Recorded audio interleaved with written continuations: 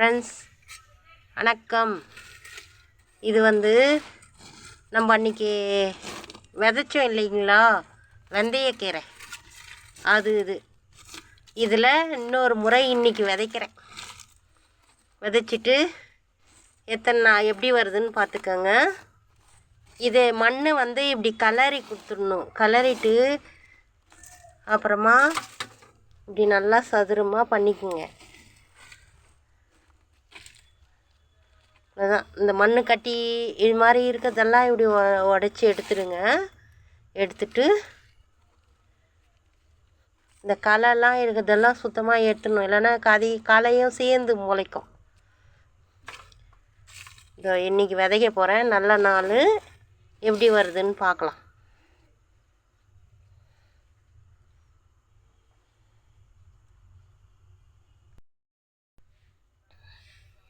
பாருங்க, சிம்பிள், ஒன்றும் இல்லை. இப்படி வச்சுட்டு இப்படி போட்டு விதைச்சி விட்டுருங்க.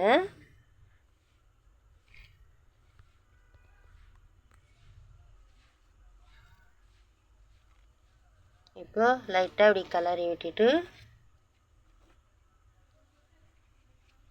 சரியாக போச்சு. இப்போ தண்ணி ஊற்றிடுவோம். இப்படி விதைச்சிட்டோம். இப்போது தண்ணி தெளித்து விடணும் லைட்டாக.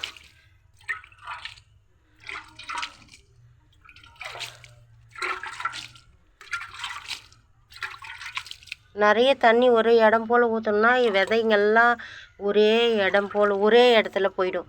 அதனால் இப்படி தெளித்து விட்டுட்டோம்னா முளைச்சி வந்த பிறகு நம்ம தண்ணி நல்லா ஊற்றலாம். ஒரு இடத்த ஃபிக்ஸ் பண்ணிக்கின்னு அந்த இடத்துல நீங்கள் தண்ணி ஊற்றணும். அப்படி ஊற்றுனீங்கன்னா இடம் தெரியாமல் நல்லா வரும் செடி. இவ்வளோ தான் ஃப்ரெண்ட்ஸ். அதுக்கு மேலே சரியாக போச்சு. இப்போது இன்னும் ஒரு 3 நாளைக்கு இதோ இந்த இலை தழை சரகுங்களாக இருக்குது பாருங்கள். இப்படி மூடி விட்டுடுங்க. இப்படி மூடி விட்டுட்டிங்கன்னா ஃபுல்லாக மூடிட்டாதான் இந்த வெயில் காயுது மாடி மேலே, அது இந்த செடி சரியாக வராது போயிடும், அப்புறமா முளைக்காமல் போயிடும். அதனால் நம்ம இப்படி மூடிட்டணும், மூடாக்கு போட்டுடணும். இப்படி போட்டுட்டோம்னா போட்டுட்டு இதுக்கு மேலே கொஞ்சம் தண்ணி தெளிப்போம். நம்ம டெய்லி நீங்கள் தெளிச்சிட்டு போயினே இருந்தீங்கன்னா இன்னும் கொஞ்சம் கூட மூடாக்கு போடலாம். நான் அப்புறம் போடுவேன், உங்களுக்கு காட்டுறதுக்காக இப்போ போட்டு விட்ருக்கேன்.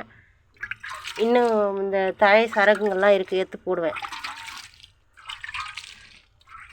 போதும் இவ்வளோ தண்ணி. இப்போது இது நல்லா முளைக்கும். நல்லா முளைச்சிட்ட பிறகு உங்கள்கிட்ட காட்டுறேன் பாருங்கள். Thank you friends. வீடியோ பிடிச்சா சப்ஸ்கிரைப் பண்ணுங்கள், லைக் பண்ணுங்கள், ஷேர் பண்ணுங்கள். ஃப்ரெண்ட்ஸ் அண்ட் ஃபேமிலிக்கெல்லாம் என்னோடய வீடியோவை ஷேர் பண்ணுங்கள் ஃப்ரெண்ட்ஸ். Thank you friends.